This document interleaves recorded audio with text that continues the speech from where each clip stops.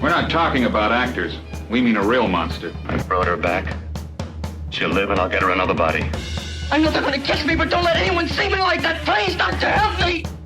Biologically speaking, it's of primary importance that man should want to mate. Hey, that You don't get all your kicks from surfing, do you? We want to be free to ride our machines without being hassled by the man. And we want to get loaded. You think you're gonna make a slave of the world? I'll see you in hell first! The American International Podcast. Are you ready? You're listening to the American International Podcast. My name is Jeff Markin. And my name is Cheryl Lightfoot. And on this episode, we are discussing Carry On Doctor from 1967, which was released in the U.S. in 1972 by American International Pictures. Carry On Doctor was directed by Gerald Thomas, written by Talbot Rothwell, and produced by Peter Rogers for the Rank Organization. The movie stars Frankie Howerd as Francis Kitchener Bigger, Kenneth Williams as Dr. Kenneth Tinkle, Sid James as Charlie Roper, Charles Hawtrey as Mr. Barron, Jim Dale as Dr. Jim Kilmore, Hattie Jacques as Lavinia the Matron, Peter Butterworth as Mr. Smith, Bernard Bresslaw as Ken Biddle, Barbara Windsor as Nurse Sandra May, Joan Sims as Chloe Gibson, Anita Harris as Nurse Clarke, June Jago as Sister Hoggett. It also stars Derek Francis as Sir Edmund Burke, Dandy Nichols as Mrs. Roper, Peter Jones as Chaplain, Derek Geiler as Surgeon Hardcastle, Gwendolyn Watts as Mrs. Mildred Barron, Dilla Slay as Mavis Winkle, Peter Gilmore as Henry, Harry Locke as Sam, and many, many more. And that's our cast, Cheryl. Shall we carry on? Let's carry on, Jeff. The film opens with the title Carry On Doctor, and it gives us a few alternate titles as well. One of these is Nurse Carries On Again. Also Death of a Daffodil. Life is a Four-Letter Ward. And it says it's also known as a bed panorama of hospital life. The film proper opens at a seminar given by Francis Bigger. He's trying to teach people to think the bigger way. He's doing a demonstration of his work, which is basically an example of... Mind over matter? You can say mind over matter. Well, he literally does say that. Francis Bigger is doing a demonstration of his work in quackery. Yes, he's obviously a charlatan, trying to tell people that if they think hard enough, they won't get sick. He literally says, it's mind over matter. If you don't mind, it doesn't matter. And if it matters, never mind. Or something like that. As part of his demonstration, he introduces Chloe Gibson, his quote-unquote patient, who is hard of hearing, and yet she has overcome this difficulty and is able to repeat his demonstration pretty much verbatim. Well, she's done it before. He didn't just pick her up off the street. They're co-conspirators. But the audience seems to be lapping this up, so they pass the collection box around for donations. As he concludes his talk, he walks to the back of the stage and promptly falls off. Just after saying his famous last words, nothing can happen to me and nothing will. The next time we see him, he's in an ambulance on a gurney, being taken on a very bumpy ride to the hospital. Apparently his mind over matter advice only applies to others. The ambulance backs to the door, and hitting a bump, the ambulance doors burst open, expelling the stretcher with Francis Bigger still attached. And Sam, the attending medic, says, boy, he's in a hurry. It's the first of many indignities that Mr. Bigger will suffer. In the men's ward of the hospital, a nurse is wrestling with a patient. This is Mr. Roper. After she gets his hands off of her, he starts cajoling her to let him smoke. And if he can't smoke, then she should give him a kiss. But she fends off his advances and medicates him. As soon as the nurse is gone, he sneaks a smoke anyways, in his bed. Another patient is Ken Biddle. He's putting on his robe, and the patient next to him, Mr. Smith, comments on this and says, again, he said he's never seen a bloke go as much as him. And Biddle replies, you're just jealous because you can't.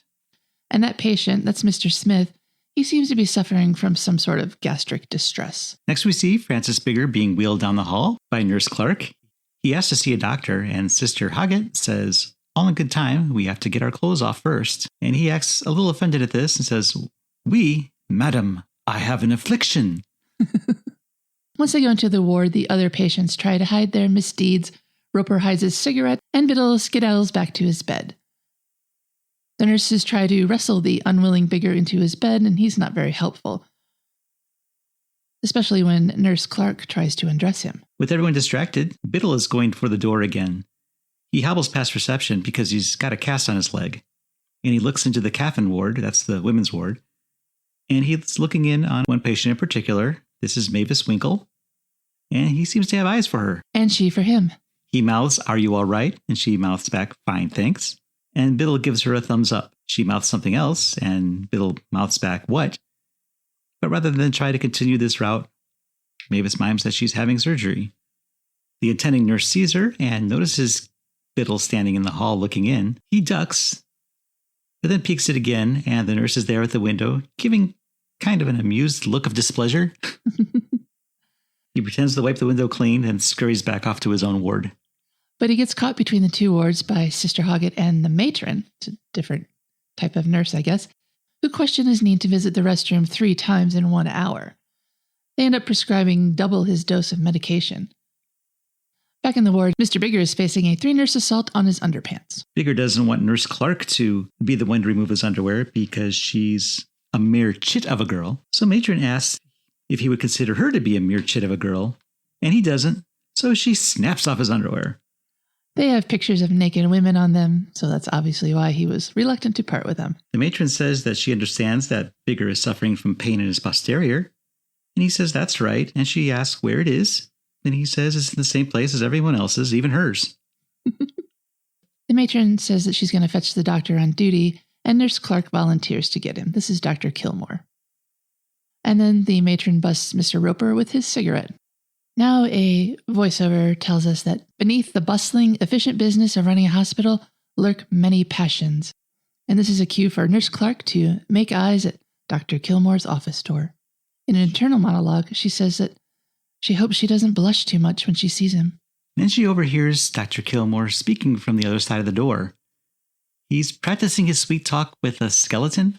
But she doesn't know that from the other side of the door, so she gets a little jealous. Nurse Clarke enters his room, and she may be relieved to see that he's been talking to a skeleton. It's difficult to say. She could be a little alarmed. We don't know. "Doctor," she says, and Kilmore, who's still talking to the skeleton, replies, "Please, my dear, call me Jim." And then he realizes that he and the skeleton are no longer alone. The third wheel. In the ward, Mr. Bigger is complaining that the doctor hasn't been in yet. Roper asks Bigger what he's in for, and then tells him that the last occupant of that bed died quite recently. That's why it's still warm. In another bed, Mr. Barron awakens. He asks Bigger if this is his first, and then says it's the first time for him. Apparently, he's expecting his first child. And last, he says. Then he falls back into unconsciousness. And Mr. Biddle fills Bigger in.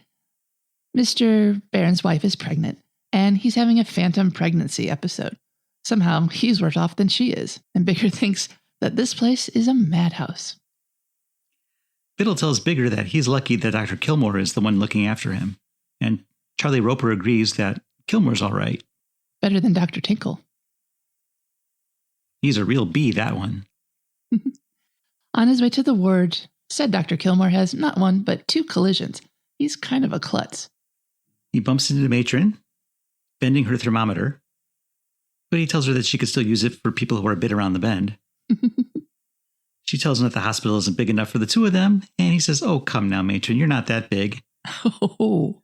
And then he mentions that he had heard that there was a casualty for him, and matron says it's nothing serious, or she wouldn't have asked for him. She goes off, and Kilmore says he has a feeling that she doesn't like him. He's correct. You'd think I bumped into her on purpose, and as he turns around, he bumps into an orderly pushing a cart of dishes. That's slapstick. Back in the ward, Bigger asks Biddle what he's in for. Biddle said that he had his appendix out, but that confuses Mr. Bigger because Biddle has a broken leg. Biddle cheerfully tells him that he fell off the operating table, and then he stumps off back to the woman's ward, only to get caught by Kilmore and the matron. He turns and heads back to his bed as they enter.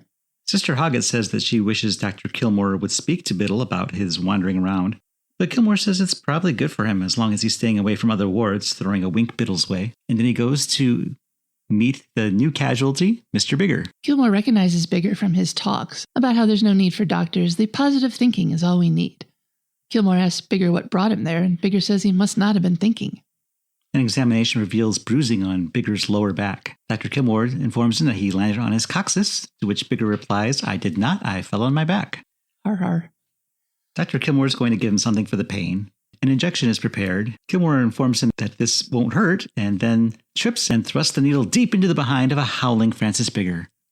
I guess it did hurt. The next day, bright and early, the nurses wake the patients, while simultaneously claiming that sleep is good for them. Mr. Bigger is especially irritated by this. He keeps trying to go back to sleep, but porters, nurses, and orderlies and other attendants come in.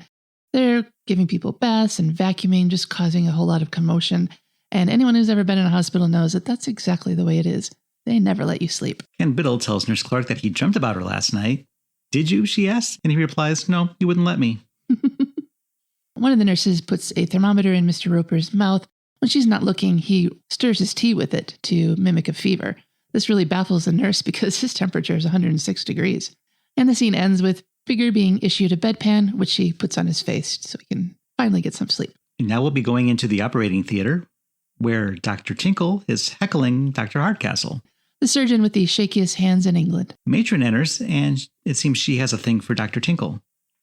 This is very mysterious because Dr. Tinkle is a sneering, sniveling, whiny, skinny creep. Dr. Tinkle asks Matron if anything interesting happened overnight, and she tells him not much, just the man came in with a back injury, and Dr. Kilmore treated him. And then we hear her thoughts as she says, "What a wonderful man you are. Oh, how I love you."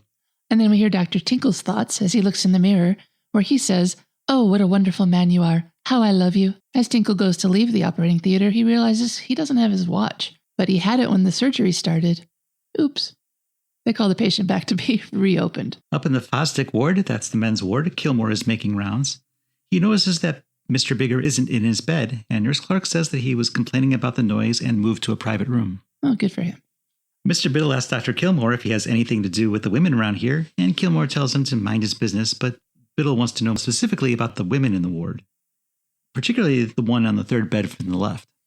He asks Dr. Kilmore to deliver a note to that woman. He doesn't know her name, he just knows the bed that she's in. But the next time we see her, she's getting moved to a different area of the ward. So when Dr. Kilmore delivers the note, it's to an elderly woman who has to put her dentures in to talk to him. But she seems thrilled to be receiving this note. Well, who wouldn't? Now we're back with Biddle. Dr. Tinkle is looking at his appendectomy scar and admiring his handiwork. And Matron sycophantically agrees that his stitches are the finest she's ever seen. Dr. Tinkle tells Biddle that he can have his stitches out and his cast off today. Tinkle then goes to visit with Mr. Smith, the gastric pain guy, and he pats him on his very sore, apparently very swollen stomach. Nurse Clarke leaves the hospital and goes across the way to the nurse's home where she and the other nurses stay. And she's surprised to find out that there's someone there in her room, and that someone is in her underthings. This is Sandra May, a new trainee, and apparently she's Nurse Clarke's new roommate. She's a buxom, bottle blonde bimbo. And she has her own theme song. She does. Every time we see her, she's got that music. Sandra says that she's really anxious to work with Dr. Tinkle because she was his first case when she was younger. She's pretty young now. And she has an autographed photo of him. He saved her life. And she says he's a life-giving doll. In Fosdick Ward, Dr. Tinkle and the matron are confronting the enduring mystery that is Mr. Roper. His 106-degree temperature means that he should be dead, but in the 10 weeks that he's been there, no one has figured out what's wrong with him. And Roper is not about to help them out, so Dr. Tinkle orders a full battery of tests on him. He then notices the empty bed. Tinkle asks about that, and Matron tells him that that was Mr. Bigger's bed, and Tinkle says, "Oh yes, I should take a look at him as well," and Matron tells him that currently Mr. Bigger is in X-ray. And then we go to the X-ray room, where Bigger is being prepped for his photos. The X-ray technician tells him to smile. He used to be a portrait photographer. Sometimes he forgets. Once the X-ray goes off, it sort of fries him a bit. Next we see Sandra May walking to the hospital for the first time, her theme song following her everywhere she goes, as do the eyes of every man whose path she crosses. In the hospital, clumsy Dr. Kilmore spies her, and then he backs into the gurney carrying Mr. Bigger, which pitches the already injured man to the floor. Then Nurse May reports to the Fosdick ward, much to the amazement of the male patients there, and she reports directly to Sister Hoggett, and Charlie Roper's temperature rises when Nurse May tells him hi. Everyone's blood pressure is skyrocketing now. In his own room, Mr. Bigger hides from a nurse who waves a daffodil at him. He's seen that movie, and that's an in-joke for anyone who's seen one of the previous films in the series called Carry On Nurse, where a daffodil was used as a rectal thermometer. The flowers were a gift from Chloe Gibson, and she's come to visit Francis Bigger. Bigger struggles to be kind to her, and she gets weepy seeing him in the bed. And then Dr. Tinkle and the matron come visiting. Dr. Tinkle wants to examine Bigger alone, so Chloe is escorted out by the matron, who's going to bring in Bigger's x-rays. Tinkle begins his examination, and matron returns with the x-rays, and they turned out a bit fuzzy. Dr. Tinkle notices a slight curvature of Bigger's spine and asks if he had had any weaknesses as a child. Bigger is reluctant to answer, but eventually admits that he liked pinching little girls' yo-yos. Oh, wow. With your back, I meant, says Tinkle. Then he tells Bigger that it doesn't really matter anyway. It's far too late to do anything about it now. In fact, it's a waste of time being there in the hospital. You may as well go home. Bigger is incredulous. Might as well go home? What do you mean nothing can be done? The matron assures him that Dr. Tinkle is a brilliant physician, so if he says nothing can be done, you can be sure he's right. As they leave, Dr. Tinkle complains about patients wasting hospital resources for their bruised bums. Chloe's outside, and she asks Dr. Tinkle if Mr. Bigger will be okay. She kind of hints that she's engaged to be engaged to him. They have an understanding. And Dr. Tinkle says he's going to be fine, and he should go home. But Chloe wants him to have a nice long rest, so he's going to stay another week. Bigger has gotten up from his bed, and he goes to the door to listen to the conversation going on in the hallway. And what he hears is Dr. Tinkle saying, I can only give him a week at the most, and no more. Then Bigger slumps to the floor. A week at the most, he says. It's a classic misunderstanding. Mr. Bigger thinks his bruised butt will be fatal. If there's a Mr. Roper around, there's going to be a misunderstanding. Classic Three's Company. Dr. Tinkle is cursing the weakness of the general public when he sees Nurse Sandra in the sluice room, whatever that is. She's washing bedpans or something, and he has a very interesting reaction to seeing her. Matron looks up. She sees no one there. And then when Tinkle looks up again, she appears to be right. He tries to gather himself. He removes the flowers from a vase and drinks the water. He's quite upset to see her. His behavior is very strange. And putting everything down, he announces, I'm fine. And he kind of flitters out the door. Yeah, unlike all the other men in the hospital, he's not happy to see her. Outside the women's ward, Biddle peers in to wave at Mavis, but he sees the old woman who got his love letter there. She's nodding yes at him. He turns away to run back to his ward, and he falls on his back as he scurries away. Henry and Sam, the ambulance driver and medic, are outside, and they're commenting on the visitors coming to the hospital. Sam says that he doesn't know who he pities more, the visitors or the patients they're going to see. Mr. Biddle has a visitor from a similar-looking friend, and Barron's pregnant wife comes to see her pregnant husband, who's still feeling quite poorly. Mrs. Barron asks her husband how he's feeling. He says he's unable to keep anything down, and he asks if he'll be all right after the baby comes, and she assures him that he will be fine. Aw. Biddle asks his friend Fred to seek out his lady love who's been moved elsewhere. Fred agrees, and he goes off in search of her. As Fred exits the ward, Mrs. Smith comes in. She has brought him some grapes, and she drops them onto his swollen stomach. It looks like something is covering it, but every time it's touched, it pains him greatly. I have no idea what that's supposed to be. Then Mrs. Smith eats all the grapes that Mr. Smith didn't want, complaining all the while about whatever disgusting growth or hernia he had removed. Fred returns and tells Ken Biddle that he's found his girl. She's now in the far bed on the right. And he asks Biddle if he'd like him to give her a message. But Biddle says no, he wants to go talk with her himself. Fred says that should be easy enough, just get them to move his bed next to hers. But that won't work for obvious reasons. But Biddle has an idea, and he asked if Fred had noticed whether she had any visitors. But she didn't. Then Mrs. Roper comes in. This is Mr. Roper's wife. She sets in on Roper about his malingering laziness. He's not working. He's leaving her alone with the kids. She's just whining and crabbing and moaning. This goes on for a while. And Chloe has brought fresh flowers for Mr. Bigger. Nurse Clarke offers to put them in water, and Chloe thanks her, and she goes in to visit Mr. Bigger. Now we see Ken Biddle again. He's wearing his friend's clothes. He steals Bigger's flowers and strolls into the women's ward to hit on his intended. This is Mavis. He holds the flowers over his face as he passes by the third bed on the left. He doesn't want to start anything he can't finish. Mavis appreciates the flowers, and the two of them have a lovely visit. She asks him if he's discharged, and that's why he's dressed, and he says no, he just wanted to visit her. And he says if anyone says something, just tell them that he's her husband or something. And she says she doesn't have a husband. And he says, neither do I. They're really cute.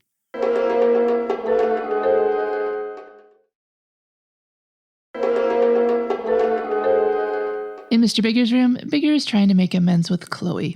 He even asks for a kiss. Nurse Sandra May, who is new to the hospital, so she doesn't know the patient's left, goes to Ken Biddle's bed and doesn't realize that Fred has taken his place there. And she's been directed to administer some castor oil, which Fred reluctantly takes. He gags it down. The rest of the visits continue until the bell goes off.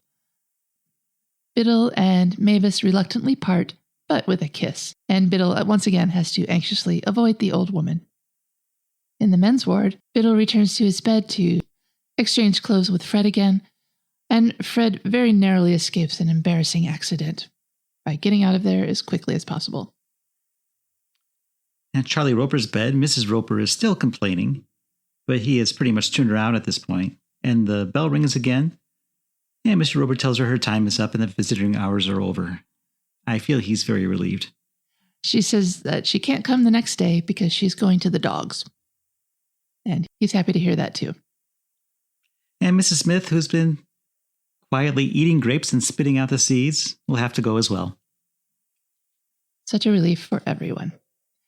Now, Nurse Sandra prances across the street, going from the nurse's home to the hospital. On the way, she charms the ambulance drivers on duty. She goes up to Henry in particular, who is enjoying his favorite fruit, and she says, "What a lovely-looking pear." And he looks down and says, "You took the words right out of my mouth."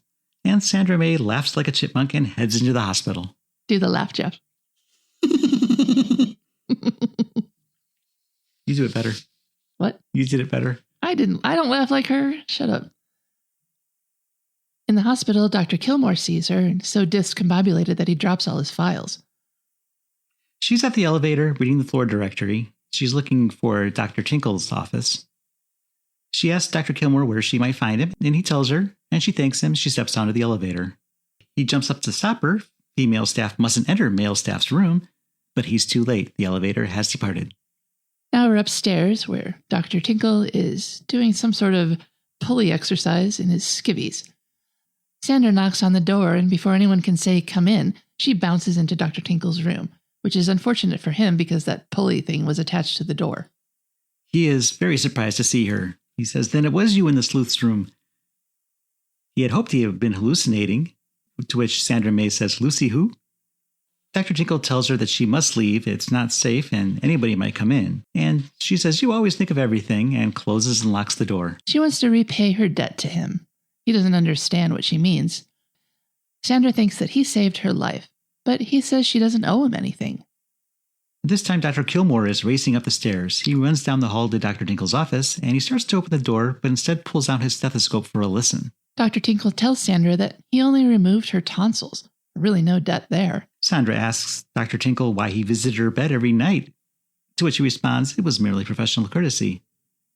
But she babbles on that he gave her the kiss of life and complimented her cute little tibia and her beautifully enlarged glands. In the hallway, Matron comes around the corner and sees Kilmore listening at Tinkle's door. He explains that he thought he heard a death watch beetle. I don't know what that is, but maybe it was a big problem back then. Matron says if that's true, then they should warn Dr. Tinkle. She opens the door and forces her way in. Kilmore falls to the floor, and he looks up to see Sandra and Dr. Tinkle embracing, not knowing that it was them opening the door that pushed them together. Matron tells Sandra May to return to her room. And Sandra says if she can't be with him, she can't go on living, and then she flounces off. Dr. Tinkle is still trying to explain the situation, but Matron walks out, calling him Bluebeard. Then Kilmore razzes Dr. Tinkle about his cute tibia. Outside, once again, the ambulance pulls up, and a mother and her son step out of the back. The boy has a bedpan stuck to his head. He was playing soldier. A brief cutaway of Matron waiting by the elevator brings us back to Kilmore seeing this boy patient. The boy's mother explains about his grandfather, who's bedridden, and he relies on that bedpan, so they have to get this taken care of quickly. At the elevator, Dr. Tinkle has arrived, and he and Matron have a strained conversation. Dr. Tinkle wants to explain, but Matron doesn't want to talk about it. She confined Nurse Sandra to her room, and Dr. T is glad to hear that, and thinks that she should actually be dismissed. But Matron says that's up to the board, which will be reading her full report on the matter. This alarms Dr. Tinkle, who's now sweet-talking the matron into exonerating him and figuring out a way to pin it on Kilmore. And he mentions that perhaps they should discuss this over dinner, and Matron is really on board with that.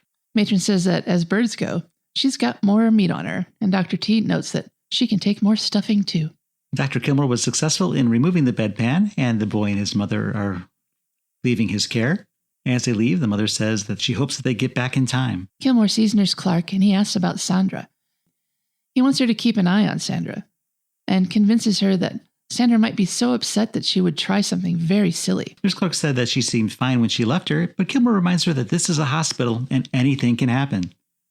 Case in point, the mother of the boy with a bedpan on his head returns. She's got it on her foot now. He dropped it in front of her just as she stepped off the curb, and now her foot's stuck in it. Dr. Kilmore escorts them back into the emergency room. In the Fosdick ward, Nurse Clarke leaves a container by Charlie Roper's bed for a specimen. When she's gone, Charlie pulls on a bottle of scotch, takes a swig, and puts a little bit of that into that container. That'll confuse him. Dr. Tinkle and the matron come into the men's ward to put the hammer down on everyone.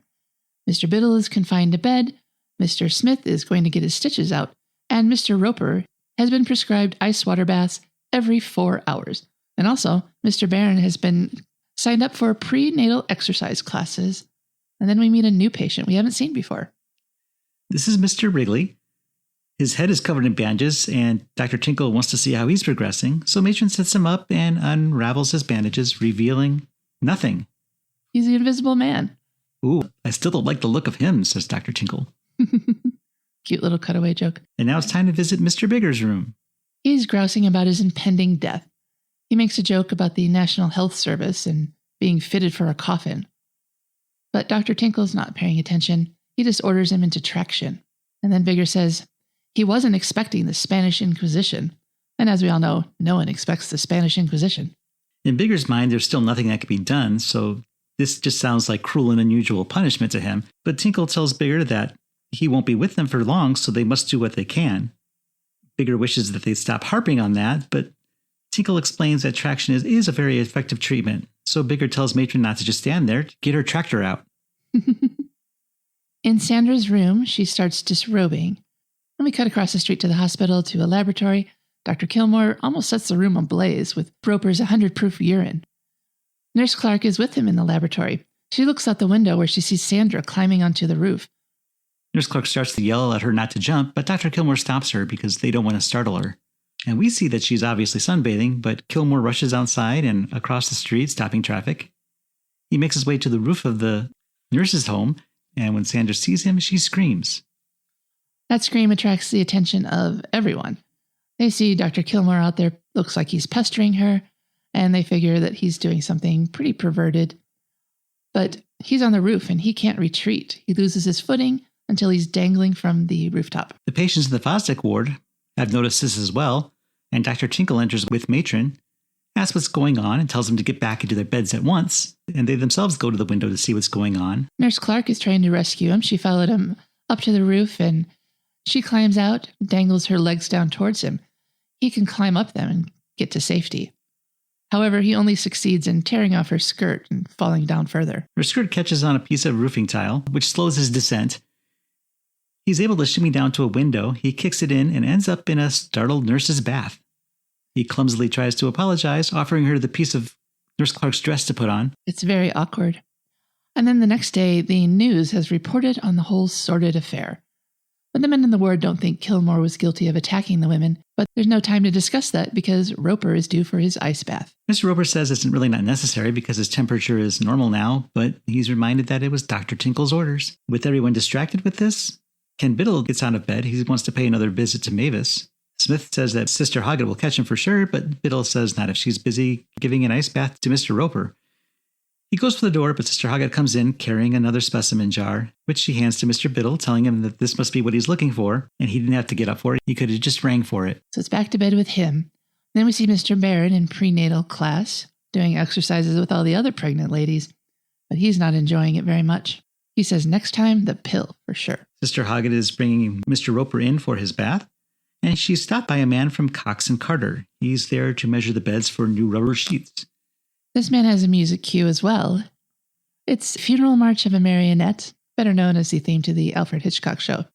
And he's dressed like a British undertaker, all in black hat. Sister Hoggett says he can go into any room and measure the beds. They're all the same. So he goes into Mr. Bigger's room. We see that Mr. Bigger's bed has been elevated, and he is indeed in traction. Bigger is asleep as the man from Cox and Carter begins measuring the bed, but wakes up when he pulls the tape measure across Bigger's chest. What Mr. Bigger sees is apparently the coffin salesman measuring him for his casket. This causes him to fall out of bed and is panicked to get away. And all the metal girders that are holding him together go crashing to the floor along with Mr. Bigger. So much for traction. Once safely in the hall, the representative from Cox and Carter says that they don't need rubber sheets here. They need straitjackets. That could be. Now it's time for Dr. Kilmore's hearing on the previous day's incident.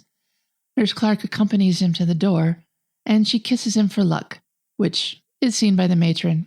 The matron excuses Nurse Clarke and escorts Dr. Kilmore inside. We are seated at a desk. Dr. Tinkle and Edmund Burke, chairman of the hospital committee, are waiting. And the hearing goes wrong from the outset. Dr. Kilmore tries to explain what happened. He was only trying to save Sandra from maybe jumping, although he was mistaken in that. Dr. Kilmore thought that Sandra was suicidal because of what happened with her and Dr. Tinkle in his room the night previous. He tries to explain that they were having a row, and he appeals to the matron to back him up on that. But Tinkle and matron both deny having any knowledge of this incident, so Kilmore suggests they bring in Nurse Sandra May and ask her about it. But matron tells everyone that she's gone, that she was too upset by the whole incident. Then Kilmore suggests that Nurse Clarke could back him up, and matron says that she probably would since Nurse Clarke has a crush on Dr. Kilmore, and matron adds that they were kissing in the hallway just now. And this news confirms to Edmund Burke that Kilmore is a sex maniac. So, realizing that there are no credible witnesses to corroborate his story, Kilmore angrily resigns, calling Dr. Tinkle poop-face on his way out the door. Now we're outside with Sam and Henry, the ambulance drivers. They had heard the poop-face insult somehow, and they titter at it. Then they notice the chaplain. He's asking the way to Mr. Bigger's room. The chaplain has a hearing aid, and he asks them where he can find Miss Frances Bigger's room. And Sam tells the chaplain that he's in one of the private rooms, and then explains to Henry that Mr. Bigger is getting married. They really know everything. They're kind of the Greek chorus of this movie. Before the ceremony, Mr. Bigger tries to get the license and the ring from Chloe, who's really not hearing him. Nurse Clarke is there to be a bridesmaid, but she realizes that somebody needs to give Chloe away. They'll have to, says Bigger. They'll never get anything for her. So Nurse Clarke runs out in search of an able-bodied man. The chaplain tells Bigger that he's never performed a wedding ceremony at a hospital before. And Bigger says that he just wants a simple wedding, nothing expensive. Just the do's and don'ts. But the chaplain says the battery in his hearing aid is low and he can't hear him. I can certainly pick him, says Bigger. Fred is back to help Biddle participate in the clothing exchange ruse, but Biddle, in the hallway in his street clothes, gets caught by Nurse Clarke. He's the one that's going to give Chloe away. He complains there's only 10 minutes left of visiting hour, but Nurse Clarke tells him it shouldn't take that long, and she leads Biddle to Bigger's room. We get a brief glimpse of Mr. Barron's wife, who is in labor. In Bigger's room, the ceremony has begun. It's a typical short ceremony, except everything has to be said twice with increasing volume since neither the Reverend nor the bride can hear what's going on. A crowd of nurses and visitors have gathered outside the door to listen, and when it's over, Nurse Clarke throws some confetti or glitter or something, and Biddle shakes Bigger's hand in congratulations. Sad for him, though, because he did, in fact, miss visiting hours. Later, Dr. Kilmore comes into the men's ward. He's going to say goodbye. A tearful Nurse Clarke has told the men the whole story. He departs without saying anything in particular to Nurse Clarke. So as she cries, the men in the ward comfort her. They ask why she didn't testify, and she thinks that no one would have believed her. Mr. Roper says that they should go after Dr. Tinkle for treating Dr. Kilmore so poorly.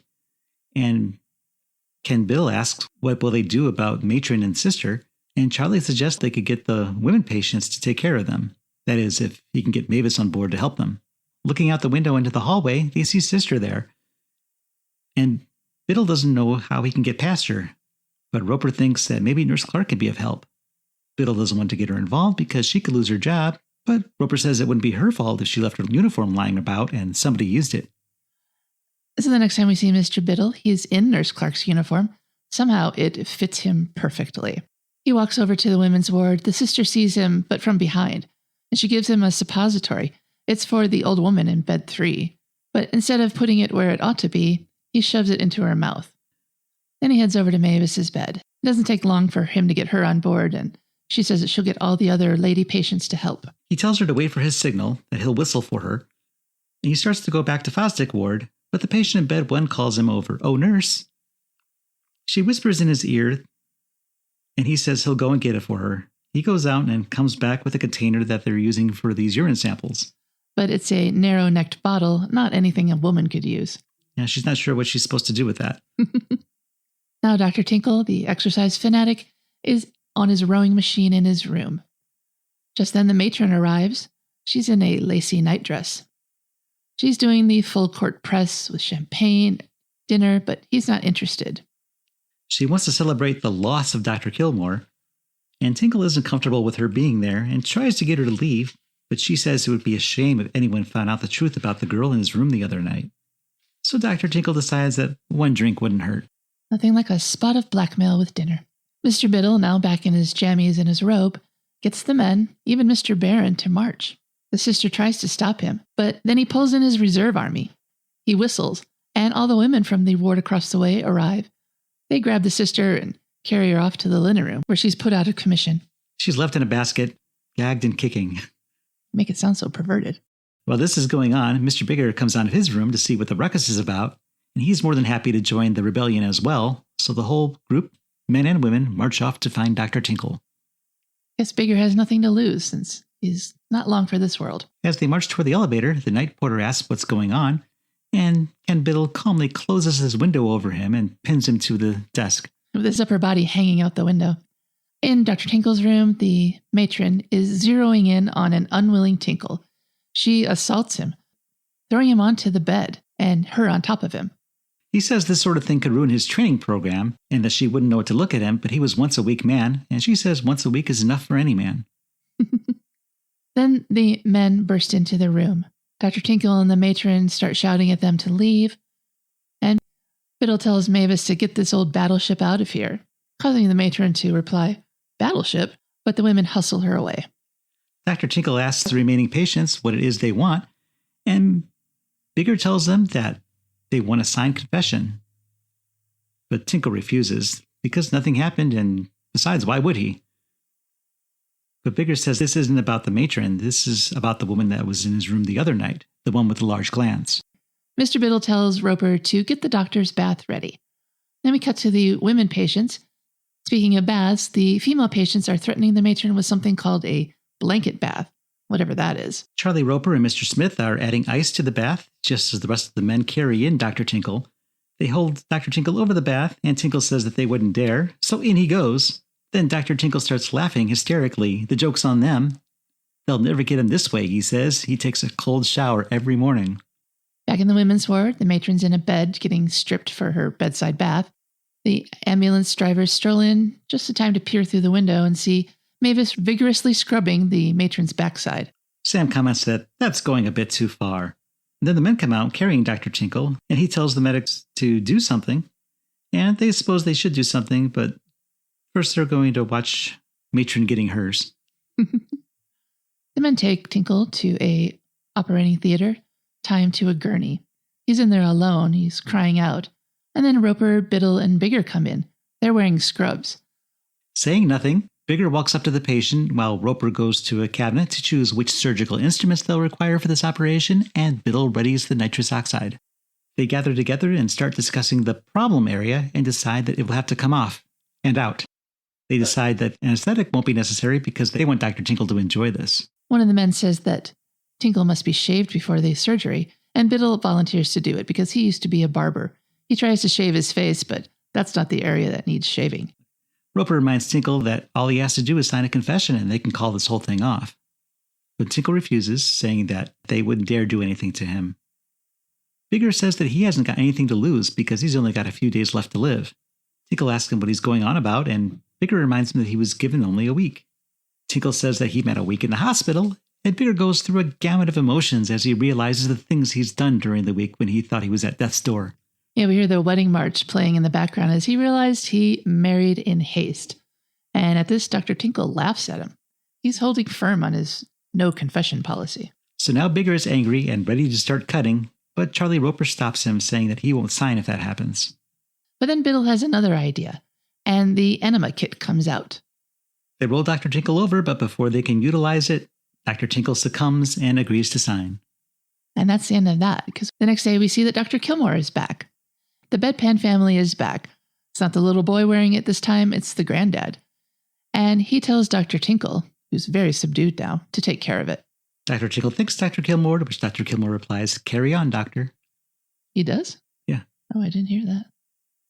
Mr. Barron is leaving the hospital with his wife and his newborn. Nurse Clarke compliments them on their beautiful baby, and Mr. Barron has decided that it was worth all the suffering. Mrs. Barron says they could have another one if he likes, and Mr. Barron pauses to think about it, then says they better get this one home first because he has to feed the baby in an hour.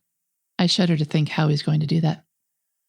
Then Bigger and Chloe leave, and she's tightening the leash on her new husband. She tells him there will be no more gallivanting around the country giving lectures, and it's a flat in the east side and a steady job for him. Kilmore watches them leave, then turns around after he hears a cry of pain. What now? Well, Mr. Bigger has tripped on the stairs on his way out of the hospital, and now he has to return. He winks at the camera, saying that he'll be stuck there for months. And that's the end.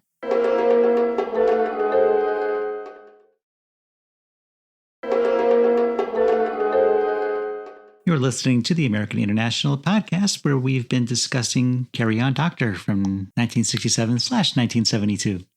This movie was filmed between September 11th and October 20th of 1967. The interiors were shot at Pinewood Studios in Buckinghamshire. The exteriors were shot in Maidenhead, where the town hall doubled for the hospital.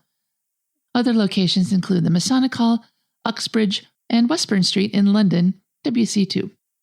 The budget for the film was £214,000. Carry On Doctor is the 15th in the Carry On series, and in the AIP press book for the film, there's an article that describes the series that says, during the past 12 years, these rollicking British delights have spoofed almost every sort of middle-class activity, and a few that might be restricted. The article called Carry On Doctor another howling episode, and that the racy comedies all bear the traditional qualities of outrageous humor combined with a good salting of sex. Carry On is a British comedy franchise in the British music hall comedy style, parodying other British film mainstays like the Bond series, Hammer films, and westerns. The entire series consists of 31 films, 4 Christmas specials, a television series, and stage shows, all produced between 1958 and 1992. Produced by Peter Rogers, the Carry On films were directed by Gerald Thomas and starred a regular ensemble that includes Sid James, Kenneth Williams, Charles Hawtrey, Joan Sims, Kenneth Connor, Peter Butterworth, Hattie Jacques, Terry Scott, Bernard Bresslaw, Barbara Windsor, Jack Douglas, and Jim Dale. The success of the films led to several spin-offs, including those 4 Christmas television specials from 1969 to 1973, and a 1975 television series of 13 episodes, and 3 West End stage shows that also toured the United Kingdom.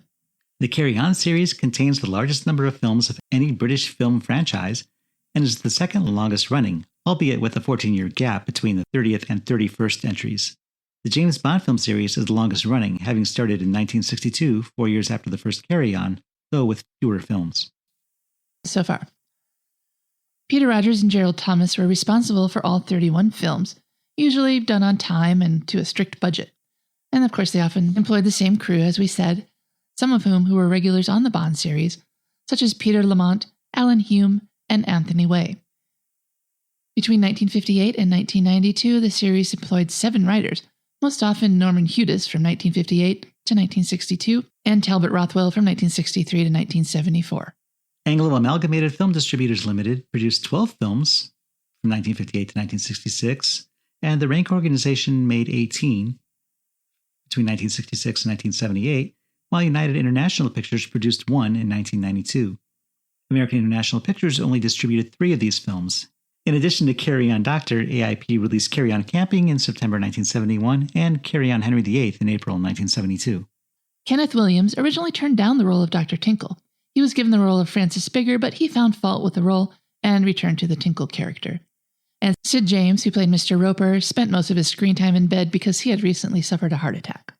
Carry On Doctor was released in the UK on November 21st, 1967, and in the US in October 1972.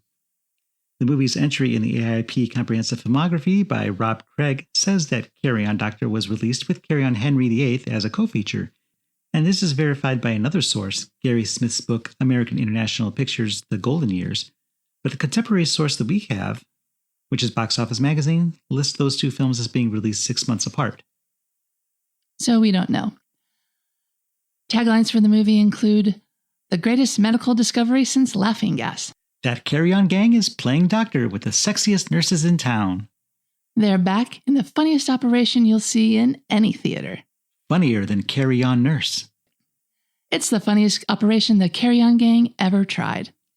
Box Office Magazine had several suggestions for ways to promote the film, including having mini-skirted models in nurse uniforms carry signs advertising the film around shopping centers, a contest requiring participants to come up with the names of the previous 14 films in the series, and setting up a garden tool display labeled Operating Room Utensils prominently in the theater lobby. This film was the third biggest general release hit at the British box office in 1968, coming in after The Jungle Book and Barbarella. Box Office said, abounding in visual antics by series regulars, the picture also teems with taglines from as inept a group of doctors, nurses, and malingering patients as could be assembled, and questioned the film's PG rating, saying the picture lacks nudity, violence, or offensive language, and even smaller children would find enjoyment in the madcap activities. Would you take little kids to this movie? If I wanted them to fall asleep, maybe. There are many other movies that have featured the cast in Carry On Doctor. Horror of the Black Museum in 1959 featured Marianne Stone in an uncredited role. She played the mother of the kid with the bedpan problem.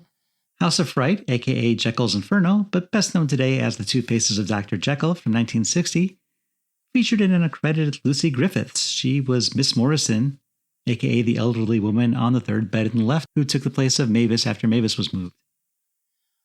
Beware of Children from 1960 featured June Jago, who was Sister Hoggett in this. Operation Snafu, which was released in Britain in 1961 as On the Fiddle, and in 1965 by American International Pictures, featured Barbara Windsor, who had played Nurse Sandra May in Carry On Doctor, as well as Harry Locke, who played Sam, the medic, and another appearance by Marianne Stone, the mother of the kid with the bedpan problem. Derek Francis, who played Sir Edmund Burke, appeared in The Tomb of Ligeia in 1964, and Blastoff, also known as Those Fantastic Flying Fools, in 1967 for AIP. Valerie Van Ost, who played Nurse Parkin, had appeared in a film called The Smashing Bird I Used to Know in 1969. That was the British title. It was released in the US by AIP in 1973 as School for Unclaimed Girls. And of course, Carry On Camping, which came out in 1969 in the UK and 1971 in the US, featured a lot of the same cast, including Kenneth Williams, who was Dr. Tinkle, Charles Hawtrey, who was Mr. Barron, Hattie Jacques, who was the matron, Peter Butterworth, Mr. Smith, Bernard Bresslaw, who played Ken Biddle, Barbara Windsor, who played Nurse Sandra May, Joan Sims, who was Chloe Gibson, Derek Francis, who was Sir Edmund Burke, and Dilys Lay, who was Mavis Winkle, and Julian Holloway, who was Dr. Simmons. Whoever Dr. Simmons might have been. Whoever he was. Scream and Scream Again in 1970 also featured Dr. Simmons, Julian Holloway, as well as Gertrude Klauber, who was the wash orderly who prepared Mr. Roper's baths in an uncredited role. And Klauber also appeared in Cry of the Banshee and Wuthering Heights, both for AIP in 1970. Carry On Henry VIII, which AIP released in 1972, also featured Kenneth Williams, Sid James, Charles Hawtrey, Peter Butterworth, Barbara Windsor, Joan Sims, Derek Francis, as well as Peter Gilmore, who played Henry, Julian Orchard, who played Fred, and the aforementioned Gertrude Klauber and Julian Holloway as well. The Abominable Dr. Fives from 1971 featured Peter Gilmore, who was Henry in Carry On Doctor. Peter Gilmore played Dr. Cottage in The Abominable Dr. Fives in 1971, and Marianne Stone, who was Mother, played Miss Wilcox in Whoever Slew Auntie Roo in 1972. And finally, Bernard Bresslaw, who played Ken Biddle, would appear in Old Dracula in 1974. Director Gerald Thomas, besides directing the other 2 Carry On films released by AIP, was also the director of Beware of Children. So Cheryl, that's all we have on Carry On Doctor, except for our personal reviews. So why don't you tell me what you thought of Carry On Doctor, using our AIP scale, where A is awesome, I is intermediate, and P is pathetic. Although I'm a big fan of a lot of British humor from the 60s and 70s, like Monty Python series and movies, Fawlty Towers, the movie Withnail and I, even the unintentional humor found in old episodes of Doctor Who, I never thought I'd like the Carry On series. I don't know why, but I always assumed that the series was lowbrow humor of a kind that I don't really care for. Lots of jokes about sex and using the toilet, and none of the wittiness and absurdity that I enjoy in other British fare exported to my American eyes. But after viewing Carry On Doctor several times, I have to admit that I underestimated the series. Not that Carry On Doctor doesn't joke about sex and bodily functions, because it does, but those jokes were built into an overall story that I found kind of charming. There were several love stories, but anyone who's ever watched General Hospital or Grey's Anatomy knows that nurses and doctors are always getting it on. They're always at work. Who else are they going to date? So this movie is spoofing the doctor dramas of its time, like Ben Casey and Dr. Kildare. I found the love stories in Carry On Doctor, like Ken's crush on fellow patient Mavis and Nurse Clarke's hard-on for Dr. Kilmore, to be slight but really sweet. Some of the patients in the men's ward may have been a little too handsy at first, but they settled down and behaved themselves eventually. I definitely wouldn't have enjoyed a 90-minute grope-a-thon, but that's not what happened here. I think the main antagonist in this film, the sneering, stupid Dr. Tinkle, and what a name, was way over the top, though. He's the character of the British upper crust, the kind of person made sport of in Monty Python's Upper-Class Twit of the Year sketch. The fact that not 1, but 2 women working in the hospital were in love with him well, that's just downright inexplicable. Hattie Jacques, who played the matron, was a much better antagonist. She exuded a more devious but understated sort of cunning evil. Nurse Sandra May was relegated to stereotype status, though. She's the bottle blonde, big boob bimbo wearing stilettos in the hospital and turning the eye of every man who sees her. But she disappeared halfway through the movie after she'd done her part pushing the plot forward. I assumed this movie would be more a series of loosely connected sketches, which was true in the first act, but by the second, a story started to come together. It was a story of the patients and the nurses, the good ones, uniting to restore the reputation and position of the unfairly maligned but still kind of dim Dr. Kilmore, and to strike back against the dastardly Dr. Tinkle and the haughty matron. So I'm going to retroactively apologize to the Carry On creators and its stable of actors. If this movie is representative of the other 30 in the series, then I wouldn't mind seeing another one. Carry On Henry VIII in particular interests me. Although, as I read a lot about that monarch and his many wives, I'd have to try not to get angry at all the historical inaccuracies. I can't give this movie an A. It doesn't really reach the level of awesome for me, but it definitely is well above a P for pathetic. So I'm going to give Carry On Doctor a solid I. What do you think, Jeff? Well, I don't really have much to say about this movie at all. There's only the most threadbare of plots, and it's really a stream of comedic bits in a series of setups and payoffs. It does have a few laughs, and the characters, or I should probably say caricatures, each have their own characteristics, and they're true to these characteristics throughout the film. And while I wouldn't go so far as to say that Carry On Doctor has a timeless quality, aside from the wardrobe and hairstyles, it doesn't feel too dated. It does stem from a time when hospitals had strict visiting hours, and it wasn't that long ago that this was the case, but these days, if they do exist, hospitals seem to be less stringent in their enforcement of them. I had seen a couple of the Carry On films before, but this was the first time watching Carry On Doctor. And they all have their moments, but I wouldn't consider any of them to be brilliant comedies. I recognized Jim Dale from a few Disney movies made in the 70s, and I recognized Frankie Howerd, but I wasn't sure where from, and then I realized that he had played Mean Mr. Mustard in Sgt. Pepper's Lonely Hearts Club Band. But not being a fan of British comedy, the rest of the cast was new to me. The standout performances for me would be Frankie Howerd as Francis Bigger and Kenneth Williams as Dr. Tinkle. Both are somewhat whiny, very British characters, and they're both played a bit broad. Bigger has a manner of speech that I imagine plays into Frankie Howard's shtick, and Tinkle, who is usually played fairly close to the vest, but allowed to go a little mad when something happens to him outside of his normal experiences, such as when he sees Sandra May the first time in the sluice room, and his reaction to seeing someone who he may or may not have had an inappropriate relationship with in the past, or if he finds himself strapped to an operating table to undergo an unscheduled surgery. And Tinkle is the villain of the story, and neither he nor Bigger are very likable characters. But oftentimes the villain is the most fun character to watch, at least in a film, if not so much in real life. And if the character was played straight throughout, it wouldn't be very interesting at all. But see him go into his occasional fits, which would seem out of character if we only knew Dr. Tinkle on a professional level, but we're introduced to his vanity right away, so we have a different view of him. And it kind of draws you in, and it's an interesting performance. Dr. Kilmore's character arc consists of the klutzy doctor suddenly seeming more assured of himself once he's readmitted to the staff, apparently in a higher position.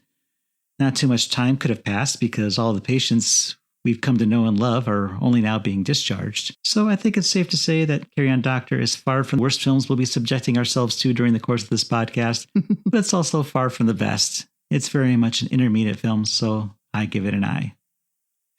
And once again, we agree. I wonder what it would have taken to be an A. Just smarter writing, I think. I don't know. So I guess I will ponder that for the next episode. For now, it's time for us to carry on. And so we end another episode of the American International Podcast. I'm Jeff Markin. I'm Cheryl Lightfoot. And we'll meet you at the drive-in. Follow the American International Podcast on Instagram and Letterboxd at AIP_pod and on Facebook at facebook.com/American International Podcast. The American International Podcast is produced and edited by Jeff Markin. A man whose mind is distorted by hatred. And Cheryl Lightfoot. A girl hungry for too many things.